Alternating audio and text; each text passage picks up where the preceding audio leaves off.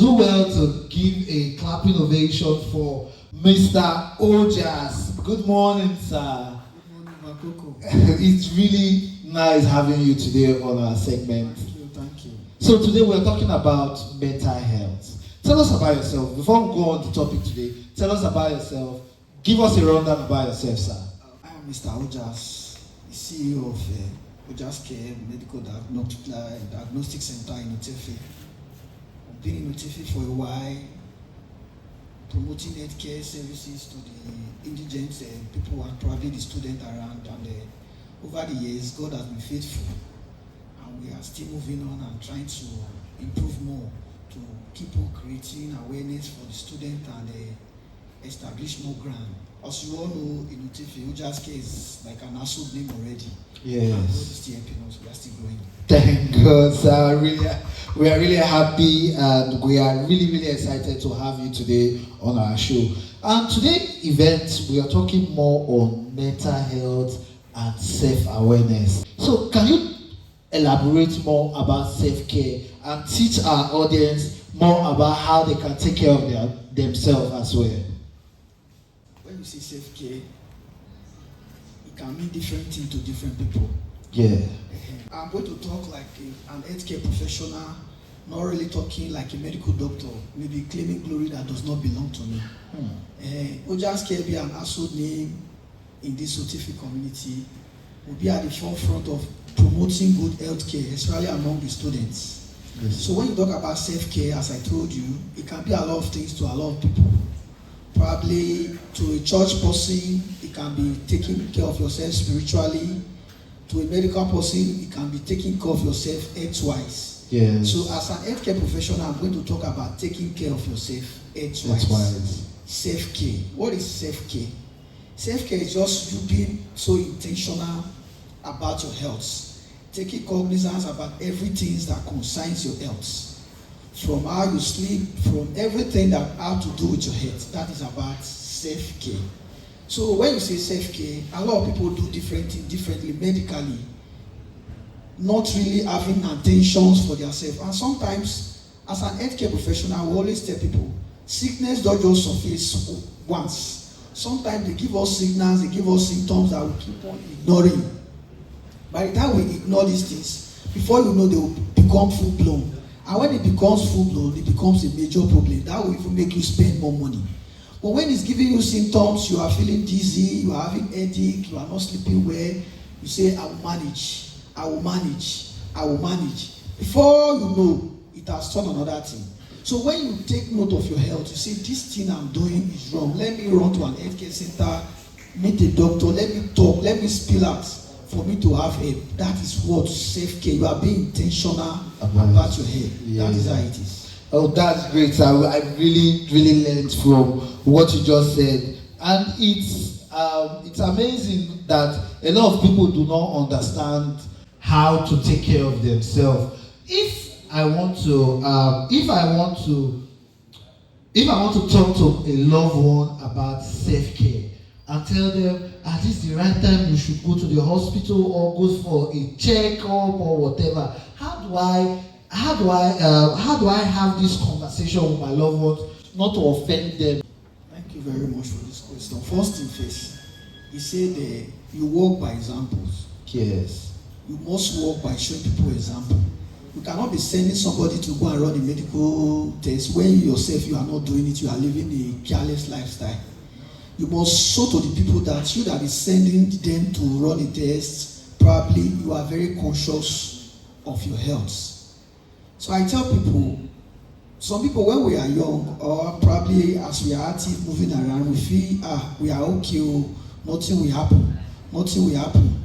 But it's not really like that.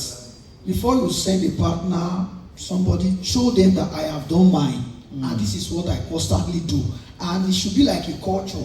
Yes. An habit that when you are sick or probably somebody is having symptoms or even you might not even wait till you get sick before you seek medical attention. Yeah. In OJa's Care today, our BP check, our sugar test, most of our diagnoses are free. So even if you are here probably in school or probably anywhere, you can still extend it to your friends at home, your parents and your moms and go to that place, check your BP. It's free. Check your sugar level. It's free. I have done mine. I keep on doing this every day. So you show them by example that this is what I do, instead of just saying it and you yourself, you are not doing it. So that's the way you still convince them, by showing example for them to follow. That's great, yes, that's great. So, sir, you are a medical practitioner. So far, if I may ask, what are those sickness, or should I say, infection, we should be looking out for regularly? What are those sickness we should go and check on regularly? HIV, gonorrhea, and all that. What are those things we should check on in ourselves? When you see in a student environment like where I am, yes. When you say come and check your HIV status, it be like it's like a death sentence to some people. They will say God forbid. They will say God forbid. What it concern me with HIV? But the thing is that when you check yourself, probably either your sugar level, your HIV status, your BP, your PCV, and the rest, probably full blood count, these things puts you at the advantage side. You are very conscious of your health. It gives you boldness. It gives you courage. Wherever you are, that yes, I know myself. This thing cannot happen to me, because you are all constantly checking yourself. But when you neglect yourself, you are not checking these things, it makes people around you to even be worried, and it tends to work on your courage. So when you do these things, it helps you on the long run. So taking care of yourself is something that you should not neglect. It should be something that is inbuilt, something that is part of you.